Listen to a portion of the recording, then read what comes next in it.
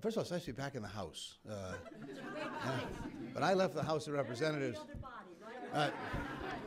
when I left the House, Pete and I came together, and back Jefferson was president, I think. Pete, and but when I left to go to the Senate, Mo Udall said, "You know," he said, "Chris, you're improving the intelligence of both bodies by leaving here."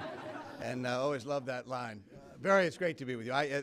Well, on substantive levels, of course, all of us in this room, but far beyond those gathered here today, truly a country owes you tremendously what you've done. You educated several generations of Americans about how to raise children, how to appreciate their development, and what needs to be done on the most basic and simple levels about just caring and nurturing.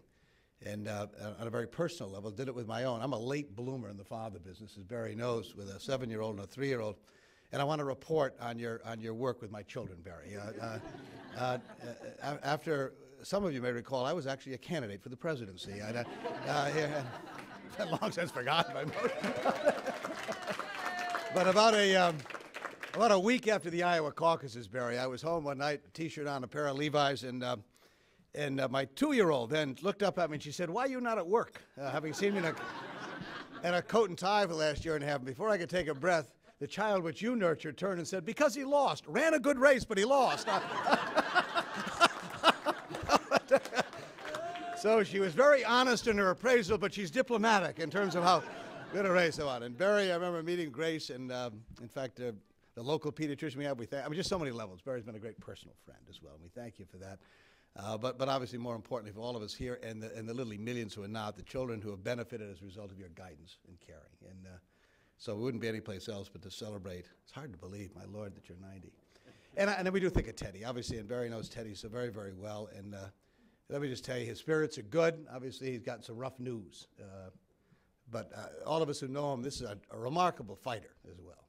And so he'll stick in there, I think, and he'll be back before you know it. I'm confident of that. He wants to get back to work. He went off on that damn sailboat of his yesterday.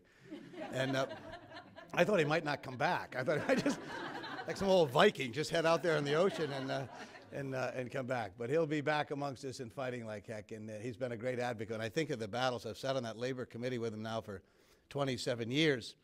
And while I'm proud to have worked with Barry and so many others who are here in this room, by the way, on some of these issues, but without Teddy Kennedy in that chair, none of this ever would have happened.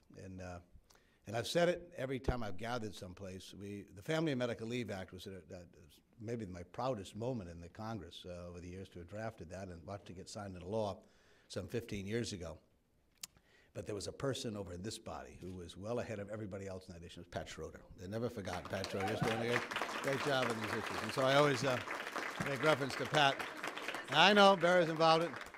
And Rose and Pete Stark, my God, Pete has been just tireless. I mean this, Peter. You've, for a long time, have just never, ever quit on standing up and fighting for these. I mean that. No, it's just tremendous. And Treat and I just talk, once again, we talk, we reminisce. We don't see each other that often, but not uncommon, as all of you know. Pete leaned over and said, "How are we doing? How are we doing on our mental health parity?" And I just want to tell you, I talked to Harry Reid last night, and I can't think of a better gift we could give Teddy to get that bill done. So we're going to try and get mental health parity done and all of this as well, too. Well, Barry, happy birthday. And on behalf of all of us, and we love you and care about you, and the good Lord's not done with you yet, so we expect a lot more work out of you. You're a mere 90. This is nothing at all. We got another. I've got to teach you about birth control. Yeah. You're a little late.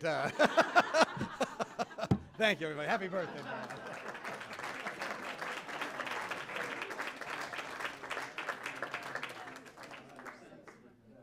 Where'd Susie go? Susie, you're in charge again.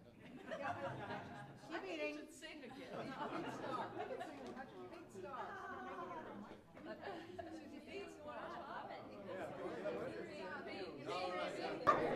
Well, first of all, I've known Barry for years. I've been chairing this committee on children and families for more than a quarter of a century.